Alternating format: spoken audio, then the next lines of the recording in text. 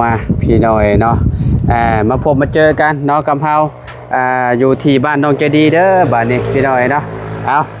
สบายดีน้องใจดีเนาะพอดีว่าเข้ามาทางบ้านน้องใจดีเพิ่นพี่น้อยเนาะมาเบิ่งสั่งฟืนสั่งไฟพี่น้อยเนาะเพิ่นเฮ็ดไปฮอดใส่แล้วทางบ้านน้องเพิ่นเนาะเมื่อวานนี้เพิ่นกำลังเดินเนาะพี่น้องเดินใช้ฟืนใช้ไฟนี่แหละพี่น้อยเนาะทางบ้านน้องเพิ่นพี่น้อยเนาะเจ้าของได้เบิ่งอยู่บ่ได้เบิ่งน้ำเพิ่นอยู่บ่บางเถื่อก็ขึ้นเบิ้งบางเถื่อก็อยู่ตารางเมื่อวานนี้ไปหาแม่อยู่เสด็จแล้วก็มีสิเมื่อวานนี่ไปหาแม่อยู่ชายแดนโดยมื้อเช้านี่ไปขึ้นบ้านใหม่น้องป๊อปโดยตอนเจ้าไปน่ะเพิ่นมาแล้วบ่จะดียังโดยเพิ่นแสดงว่าเพิ่นหากะมานี่เนาะโดยเด้พี่น้อยเนาะเพิ่นพาเพิ่นเฮ็ดผู้เดียวเพิ่นกำลังว่าอันสิว่าเพิ่นพากันเฮ็ดอยู่พี่น้อยเนาะทางหัวหน้าเนาะหัวหน้าอันจักชื่อจังได๋ดอกบ่จักแล้วดอกพี่น้องไปจะดีขึ้นไปเบิ่งนำกันที่เทิงพี่น้อยเนาะไปพี่น้องเอ้ย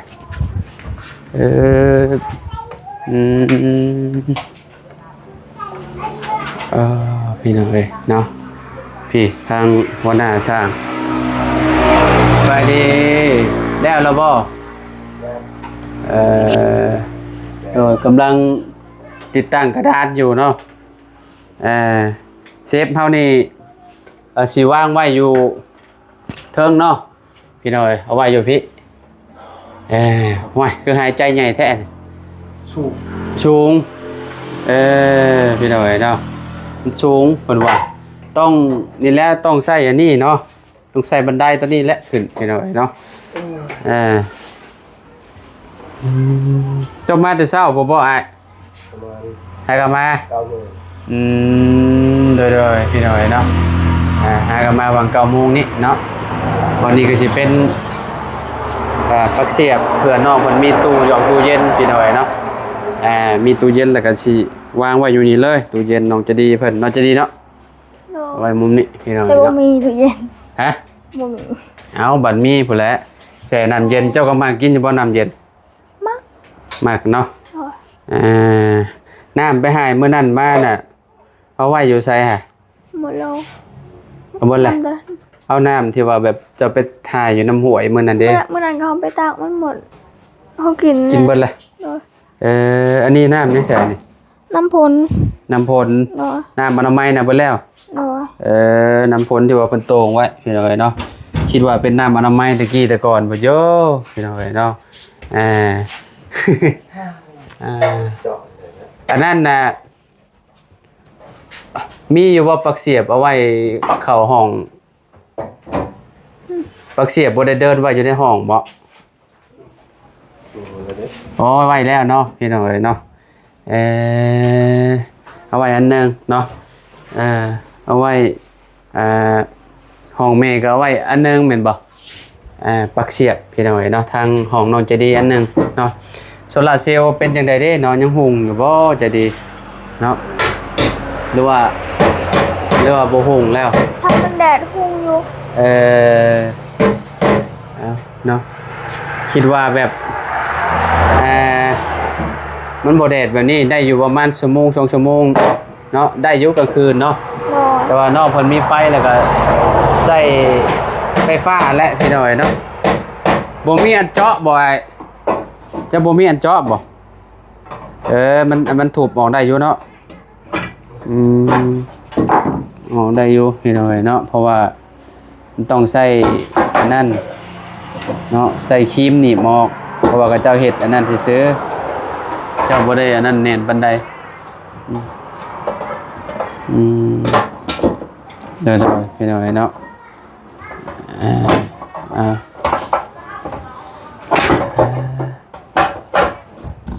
อันนี้เพิ่นอันนั้นพี่น้อยเนาะมันเป็นแนวเซฟตี้พี่น้อยเนาะ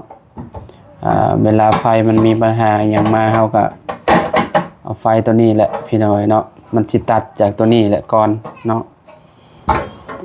คือสิบ่งงติบัดนี้เนาะว่าน่ะ บ่ได้งงหรอว่าได้อยู่หรอว่า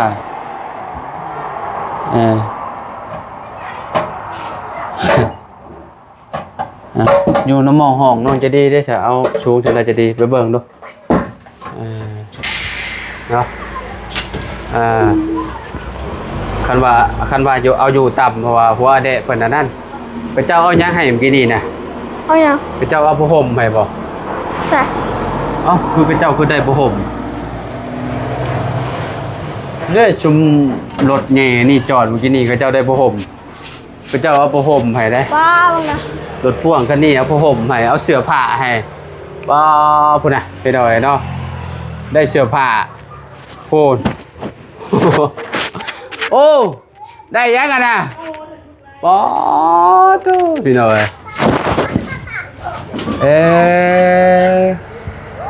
เป็นใจดีพี่หน่อยเนาะทางรถนะครับรถพ่วงครับมาพี่หน่อยเป็นเอาให้เมียจะดีกันพากันได้คนละโตโอ้ได้คนละโตละตู้โอ้ยพี่หน่อยเนาะเมนน้องจะดีอยู่กินนี่ก็ได้จะดีแล้วเขาจะงงฮะเอาถ่ายคลิปอยู่ดีๆเพิ่นว่ารถมาจอดอยู่นี่พี่น้อยเนาะได้ยินอยู่ชมเสื้อเพิ่นจอดแล้วเพิ่นเอาให้พี่น้อยเนาะพี่น้อยเนาะหลังจากที่เดินนี่แล้วบัดนี้จักมื้อสิได้เดินนั่นใช่อ้ายยังโมโหบ่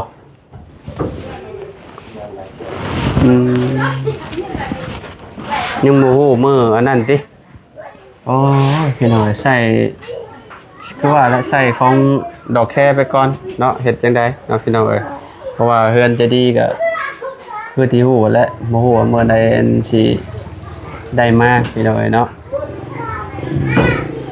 บ่ซีเรียสมันได้แล้วเนาะมีไฟใส่อยู่เนาะจะดีเนาะเพราะว่าทางเป็นว่ารออันมิเตอร์เนาะหม้อจ่ายไฟแหละเฮ้ย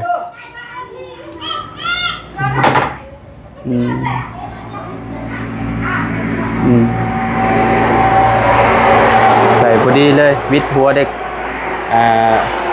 เวลาอันนั้นพี่น้องเนาะบัดเพราะว่าให้มันสีสูงไว้เนาะเพราะว่ามันให้มันพ้นจากมืออันน้องเพิ่นแน่พี่น้องไม่ยั้งน่ะฮะโอ้สิได้ สิได้เสื้อบ่แม่นได้เสื้อผ้าบ่น้องจะดีว่าบ่แม่นสิได้เสื้อผ้าบ่ว่าแม่นจริงไม่ยั้งนั่นน่ะน้ำมือน่ะไม่ยังน่ะเสื้อบ่คนเบียดเอาให้กินนี่นะจอดรถกินนี่นะเด้อพี่น้อยเนาะเนาะเมื่อนี้นะสิแล้วเดินสายไฟพี่น้อยเนาะ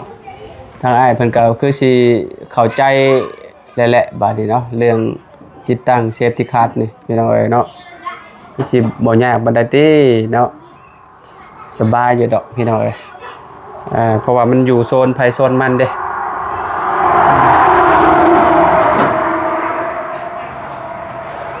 จะดีขึ้นหน้าเศร้าใช่อันนี้ถึงยังนี่มันยังบาดหน้านี่ได้นี่มีแนวบาดบ่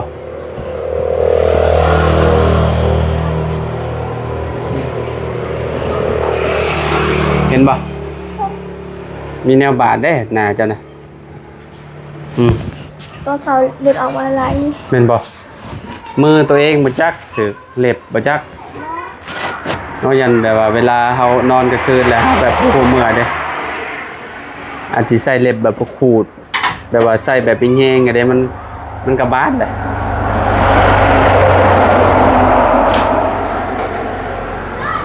ประมาณนี้แหละพี่น้อยเนาะไปลงไปข้างล่างก่อนบาดนี้เนาะใส่